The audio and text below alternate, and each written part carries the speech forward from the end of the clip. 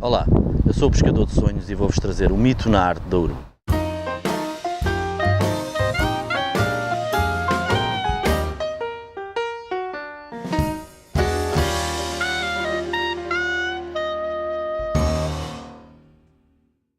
Para esta primeira rúbrica, encontramos-nos aqui em Almada, nesta lindíssima cidade, onde se situa este parque, Comandante Júlio Ferraz. Nas suas imediações encontramos o Fórum Romeu Correia, e é precisamente do Fórum Romeu Correia que eu vos pretendo falar um pouco, pois dentro da sua estética, dentro da sua arquitetura, contemplam uns murais de extrema beleza, realizados pelo artista Rogério Ribeiro. Rogério Ribeiro, dentro da sua proposta artística, procurou descrever a odisseia de Fernão Mendes Pinto, esse ilustre português, esse sonhador e aventureiro, portador da alma portuguesa. Mas para além desta descrição trazida pelo artista, toda a arte contempla em si uma narrativa subjacente. Não se encontra presente de forma racional, não se encontra presente de forma consciente ou criada, mas que, através do símbolo, do mundo simbólico, que é transversal a todas as artes, seja ela a escrita, seja ela a literatura, seja ela a poesia, a música ou a dança, consegue captar o espírito do tempo, a essência do tempo vivido. E é precisamente nesta dimensão que eu vos convido a mergulhar. Vamos pescar o nosso sonho coletivo. O mural que podemos encontrar na fachada do Fórum Romeu Correia caracteriza-se por uma pintura de grandes dimensões, realizada sobre azulejo, com uma distribuição que se pode ler da direita para a esquerda, organizados em filas verticais constituídas sensivelmente por 3 níveis. No canto inferior direito encontramos a imagem de uma casa rudimentar, de linhas simples, onde o artista procurou, exatamente através dessa simplicidade, estabelecer a casa enquanto símbolo, desprovendo-a de particularidades que a constituíssem como casa real, e assim sublinhando o seu aspecto arquetípico e simbólico. Esta matriz simbólica é reforçada pela presença de uma mão que segura um lenço branco, estendido ao vento, marcando uma partida, uma despedida, marcando a casa enquanto lugar de proteção, de conforto, onde mentalmente habitamos e nos refugiamos, mas onde a vida, Mestre Suprema, abrindo sempre caminho ao desafio, propõe sempre sair, à descoberta de novos caminhos, ao sabor de novas circunstâncias, para realizarmos o nosso potencial individual e coletivo. No painel acima, distingue-se uma figura humana, masculina, inserida numa imagética que procura transmitir a ideia de viagem, onde o avião, pássaro, é representado, símbolo eminente de deslocação enquanto avião, mas também de espírito e de elevação enquanto pássaro. Transporta o homem a novas alturas, a novas geografias da consciência. A postura reclinada e passiva da imagem humana marca o espírito do pássaro enquanto guia do caminho e senhor do destino. No painel superior e último desta primeira secção, encontramos novamente o lenço enquanto representação, mas desta vez em pleno voo, marcando a viagem que já se faz, que está a decorrer. A transição da primeira para a segunda secção do mural é feita através do painel superior, onde a viagem iniciada pelo homem se estabelece como objetivo e culmina no alcançar de uma nova consciência, de novos valores. A abertura do solo, enquanto símbolo maior de consciência, é anunciada pela mão aberta que convida a ver. Esta proposta é feita por alguém que se elevou, mas que apesar de voar, continua a ser humano. Este facto encontra-se bem patente na artificialidade das suas asas, presas por correias ao seu corpo. Traz consigo um novo vento, um novo espírito do tempo, onde a humanidade resgata a sua natureza individual e coletiva, simbolizada de forma bela pela mulher nua, onde os seus braços, cobertos de ramos, enfatizam o feminino enquanto mãe e natureza.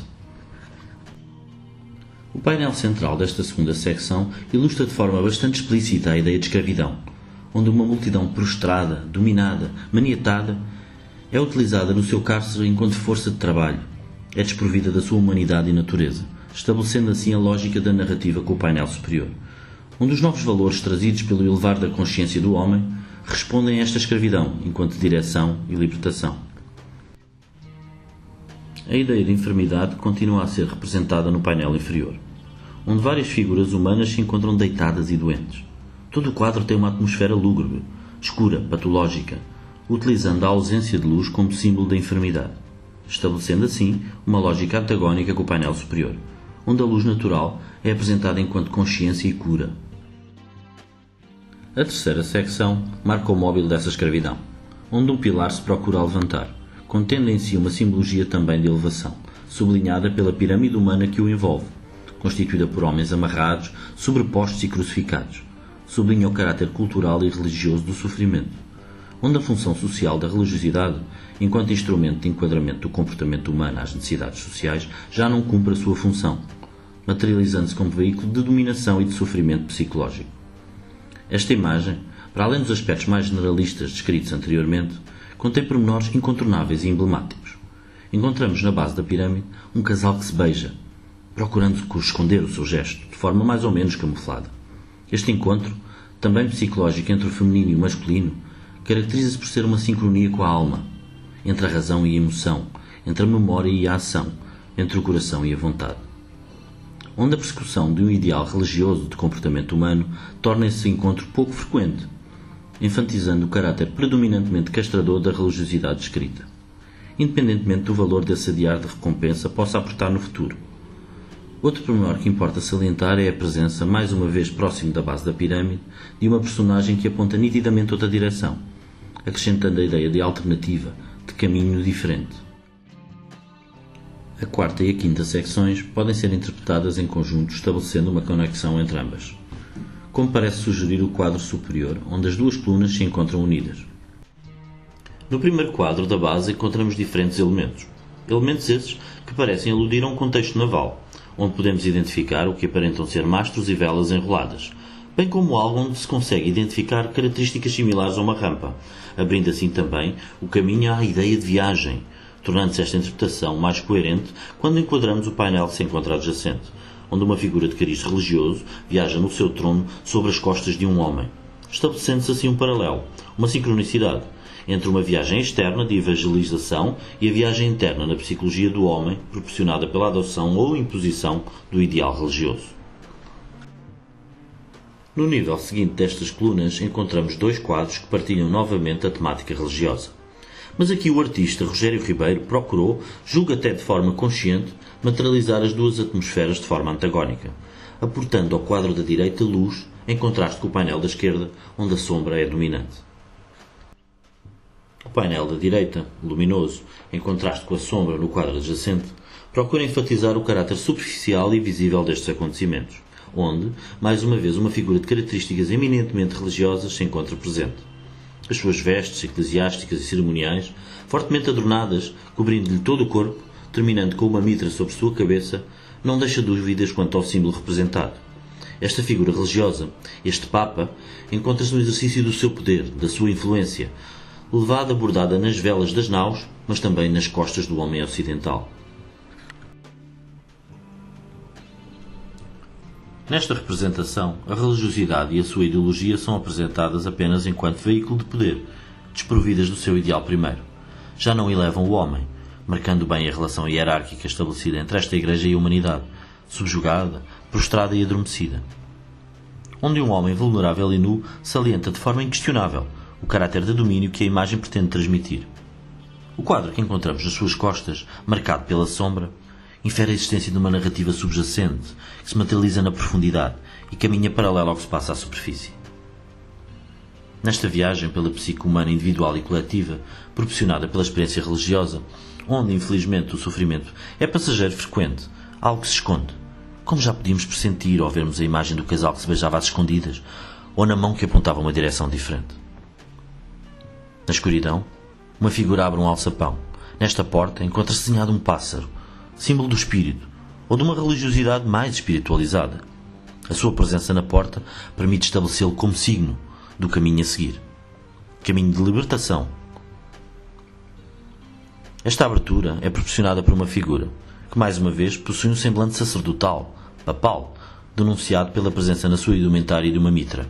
Esta pessoa, este líder, é acompanhado por 3 mulheres, conferindo à imagem um perfume feminino, estabelecendo assim também uma ligação com o tema inicial, onde a deusa Mãe Natureza saía do Sol, resgatada como caminho e esperança. No terceiro nível desta secção, a temática da subjugação é contínua, mas a forma desta subjugação diverge, onde anteriormente a autoridade eclesiástica era suficiente, agora o cárcere pela força já se torna inevitável, resultando diretamente do sofrimento e carência desencadeados. À medida que a influência do ideal na consciência dos homens perde a força e nas suas costas já nasce a sede por uma fé diferente, o poder passa a ser exercido primeiramente pela autoridade e depois pela coerção física. Neste quadro, destaca-se a figura do carcereiro curvado sobre uma vara. Marca também a sua condição de escravo, mas que pelo privilégio subjuga os restantes. é a exploração do homem pelo homem. Estabelece-se aqui uma ligação com o quadro anterior, onde algo se procurava libertar, sendo imediatamente oprimido, preso e subjugado. Adjacente a esta imagem, o painel é ilustrado com uma cena onde mulheres caídas, umas sobre as outras, denunciam o seu estado. O contexto agrícola é evidenciado por um instrumento similar a um arado, definindo assim a fome como a causa provável. Fome de pão, mas também fome de espírito, podendo ser o elemento feminino qualitativo contra a natureza desta fome. Fome de emoção, fome de sentimento, fome de vida, resultante de uma religião ultrapassada e opressora. Na última imagem desta sequência faz-se a transição. Passamos de um contexto de subjugação, aprisionamento e carência para uma revolta, onde espadas, lanças e soldados olham os céus procurando algo. A proximidade estilística entre as lanças e facas de cozinha, a presença de um elemento similar a um garfo, bem como a mão estendida também representada, vincam o contexto de carência e fome, descrito anteriormente, como um móvel desencadeador deste contexto bélico. O painel superior da coluna seguinte desenvolve-se na narrativa como o culminar do contexto descrito no quadro anterior.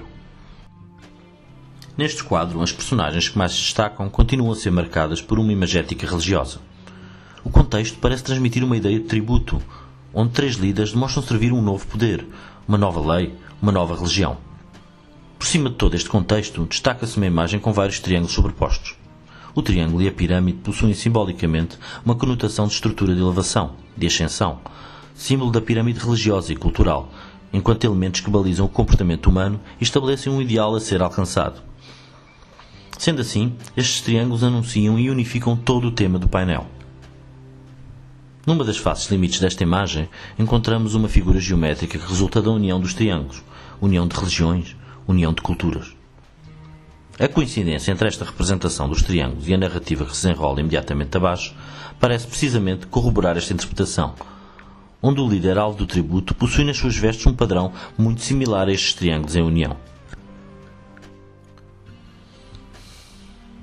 Todo este quadro não pode ser descontextualizado da rebelião descrita na coluna anterior, e constrói-se como seu resultado. A simbologia aqui presente remete precisamente para essa ligação, onde sobre os ombros destes líderes religiosos distinguem-se figuras animais.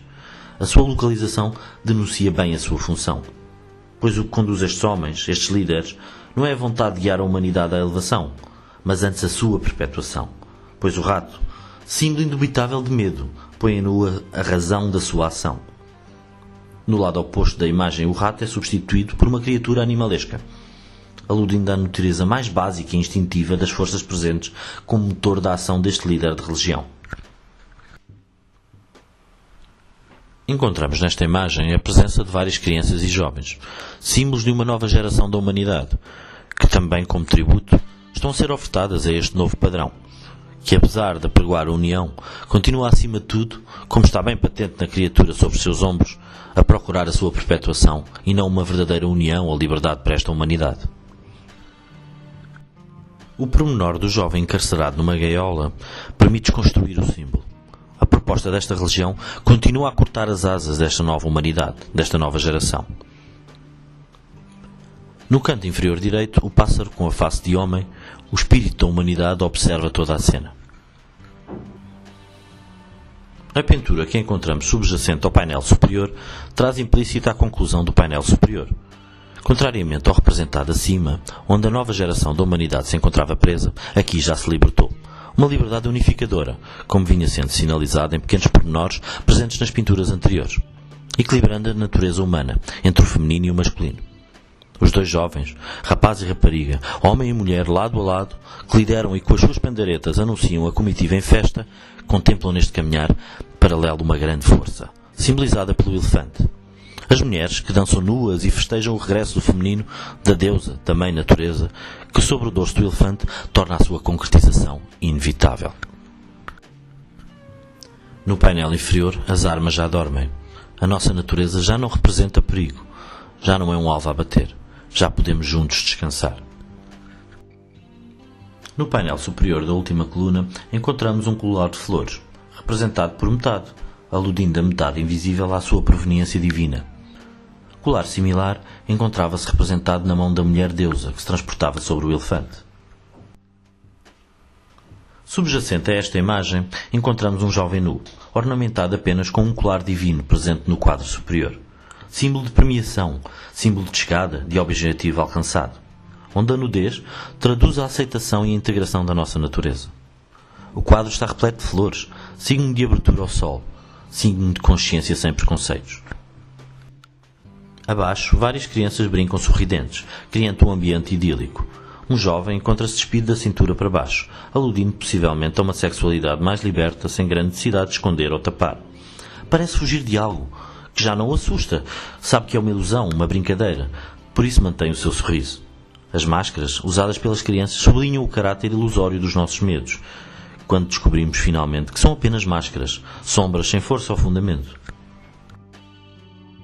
Espero que tenham gostado desta viagem no nosso sonho coletivo. Venham connosco para novas pescarias.